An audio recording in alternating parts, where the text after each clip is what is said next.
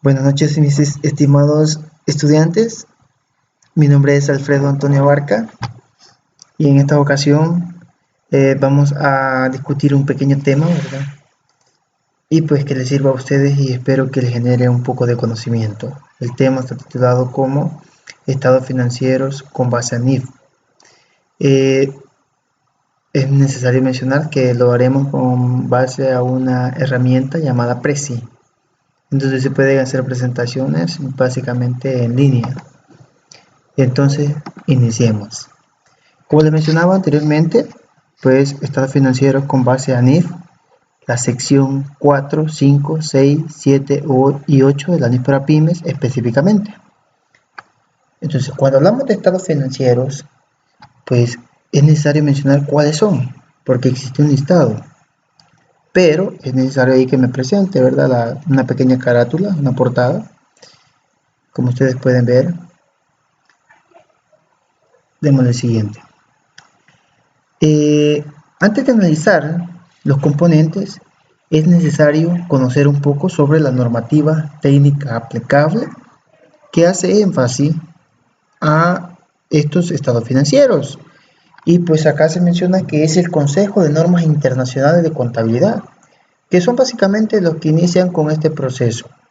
Ahí lo podemos ver, los marcos normativos, ¿verdad? En nuestro país y también de forma internacional, porque estos son estándares internacionales. Tenemos las NIF Pymes, las NIF y NIC y las SIC, ¿verdad? Pues básicamente las NIC y las NIF, el complemento a las NIF completas o full. Esto a partir de julio del 2009 a abril 2016, ¿verdad? Luego es necesario analizar estos elementos. ¿Cuáles son los elementos del estado financiero? Pues básicamente los elementos permiten nosotros registrar cada una de las transacciones económicas. Dicho de otra manera, finanzas, compras y ventas. Cada una de estas transacciones tenemos que llevarlas a libros contables, pero con base a estos elementos que se mencionan. Aquí tenemos los efectos financieros. Pues acá mencionamos los juicios profesionales. Llega hasta un punto que cada contador tiene que manejar su propio juicio profesional al momento de registrar las transacciones económicas, como también las estimaciones. Luego aparecen acá los modelos. ¿Y cuáles son los elementos? Activo, pasivo y patrimonio. Pues básicamente estos aparecen plasmados en el balance general, dependiendo como el autor, porque en otros los podemos encontrar como estados de situación financiera. Y tenemos también la clasificación económica, ambos. Tenemos los ingresos y los gastos. Esto básicamente, los ingresos y los gastos están contemplados en el estado de resultado. Se nos hace una pregunta importante que muchas veces entra en confusión. ¿De quién es responsabilidad los estados financieros? Pues básicamente la respuesta es de la gerencia y la gestión de la administración de los empresariales, ¿verdad? Enfocado en los objetivos de los estados financieros de información general. Tenemos los suministros de información financiera, suministros de información sobre los flujos de efectivo y sobre la información sobre el rendimiento. Situación financiera, pues básicamente se mide por medio del balance general. Sobre el rendimiento, el estado de resultado. Y la información sobre los flujos, ¿verdad? Todas las salidas y entradas que se tienen en efectivo o no efectivas a la situación financiera de la empresa. ¿A quiénes va dirigido esto? Pues básicamente este producto, que son los estados financieros, a los usuarios, que son los que toman las decisiones económicas, que no pueden exigir informes a la medida de sus necesidades. Luego entraremos un poquito a análisis en relación al estado de situación financiera o a la situación financiera, que es la relación que existe entre los activos, los pasivos y el patrimonio a una fecha concreta, tal como se presenta en el estado de situación financiera. ¿Qué es el activo? Vamos a empezar con analizar la definición de activo. Pues es un recurso controlado por la entidad, donde como resultado de sucesos pasados, del que la entidad espera obtener un beneficio futuro, un ingreso a futuro. Ese es el objetivo principal de un activo. Aquí tenemos unos ejemplos. Recursos es igual, ¿verdad?, al medio o la fuente. Contribuyen al flujo de efectivo por uso o disposición. Ni a la tangibilidad ni al derecho a la propiedad son esenciales, debido a que no solamente un activo es tangible, sino que existen también intangibles, que no los podemos tocar físicamente. Luego tenemos un pasivo, pues un pasivo son las obligaciones presentes y surgen básicamente a raíz de sucesos pasados, al vencimiento de la cual se espera desprenderse de un recurso que incorporan beneficios económicos. Por ejemplo, un pasivo, cuando se adquiere una deuda, eso es una obligación implícita o legal del actuar de alguna manera, la cancelación de obligaciones implícitas, salida de un recurso. ¿Qué quiere decir esto? Que para poder cancelar la cuota de un préstamo, ¿verdad?, un financiamiento, es necesario desprenderse de un activo. Y ese activo, ese recurso, pues básicamente es efectivo. Luego tenemos el patrimonio, que es la parte residual de los activos de la entidad, una vez restado, ¿verdad?, o disminuidos todos sus pasivos. Pues es el residuo de los activos reconocidos menos los pasivos reconocidos. En otras palabras, es la inversión de los propietarios. Luego hablaremos un poquito sobre el rendimiento. Es la relación entre los ingresos y los gastos, y los costos también, ¿verdad?, de una entidad, durante el periodo sobre el que se informa. Los ingresos son incrementos en los beneficios económicos. Por ejemplo, cuando vendemos, incrementa un beneficio en forma de entradas o incrementos de forma de los activos, bien como decremento en las obligaciones. Los ingresos de actividades ordinarias. Esa es una forma. Surgen en el curso de las actividades diarias de una entidad, o sea, del giro específico de la empresa. Las ganancias son otras partidas que satisfacen la definición de ingresos, pero no son ingresos de actividades ordinarias, sino que existe otra forma para poderlo reconocer. Aunque si son ingresos, igual la forma de presentación tiene que ser diferente. Los gastos son los decrementos en los beneficios económicos, en forma de salidas o disminuciones del valor de los activos. Por ejemplo, cuando pagamos servicios básicos, es una partida contable. ¿Lo haremos en efectivo? Pues básicamente tenemos un decremento de ese beneficio, ¿sí?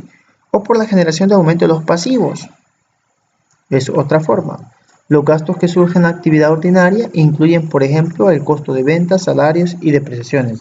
Las pérdidas son otras partidas que cumplen la definición de gasto y que pueden surgir en el curso de las actividades ordinarias de la empresa, cuando los ingresos son menores que los costos. Existen diferentes formas para poderlos nosotros, los estados financieros, conocerlos, ¿verdad? Que está también lo que es reconocimiento, medición y presentación. Definamos cada uno de ellos. ¿En qué consiste el reconocimiento? Pues básicamente es el proceso de incorporación en los estados financieros de partidas que cumplen definiciones. Y aquí venimos y encontramos los mismos elementos. Miren, activos, pasivos, ingresos y gastos. O sea que al momento de reconocer los movimientos, lo haremos en cualquiera de estos elementos. Pues básicamente el criterio a satisfacer es que evalúa la condición al final del periodo. Potencial de beneficios. Es probable que cualquier beneficio económico futuro asociado con la partida llegue o salga de la entidad, entre o salga. Lo no medible puede revelarse. Fiabilidad de medición a partidas que tienen un costo o valor que puede ser mediado con fiabilidad. ¿A qué se refiere la medición de las partidas? Pues la medición, básicamente, es la determinación de los importes monetarios en los que una entidad mide las partidas en su estado financiero. Es necesario identificar qué unidad de medida utilizaremos, ¿sí? Tenemos el costo histórico y el valor razonable. Esas posiblemente son las bases. ¿Para medir qué? El activo y el pasivo. Y el activo como el importe de efectivo equivalente al efectivo pagado. El importe de lo recibido en efectivo o equivalentes al efectivo, ¿sí? Y el valor razonable El valor razonable de la contraprestación entregada para adquirir el activo. Valor razonable de los activos no monetarios recibidos a cambio de las obligaciones. El costo histórico amortizado es el costo histórico de un activo o pasivo, más o menos la parte de su costo histórico reconocido anteriormente, como gasto o como ingreso respectivamente. Es el importe por el cual, en el caso del valor razonable, es el importe por el cual puede ser intercambiado un activo o cancelado un pasivo entre un comprador y un vendedor interesado y debidamente informado que realizan una transacción en condiciones de independencia mutua. La presentación razonable. Pues básicamente los estados financieros tienen que estar presentados de una forma razonable, que sean fiel de los efectos de las transacciones, otros sucesos y condiciones. Esto quiere decir que la satisfacer definición más satisfacer criterio de reconocimiento es igual a la base del devengo. ¿Y qué es el devengo? Pues básicamente cuando se elabora la transacción, ¿sí? Se contabiliza el evento económico. Reconocimiento de partidas. El activo, pasivo, patrimonio, ingresos y gastos. Entramos nuevamente a mencionar los elementos del estado financiero. ¿Cuáles son los componentes del estado financiero?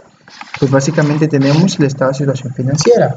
¿Cuál es el alcance de este? Pues en brindar información y presentar cómo y saber cómo presentarla, que contienen los activos, pasivos y el patrimonio. Y esto es a una fecha específica, al periodo que se informa. Por ejemplo, desde el inicio que empiezan operaciones de empresa hasta el momento que se está básicamente, se tienen dos resultados, se está informando cierta información financiera. Y pueden incluir sus totales. Y ahí tenemos más o menos una forma de cómo presentar, ¿verdad? Un estado de situación financiera, lo mínimo. Luego tenemos estado de resultado.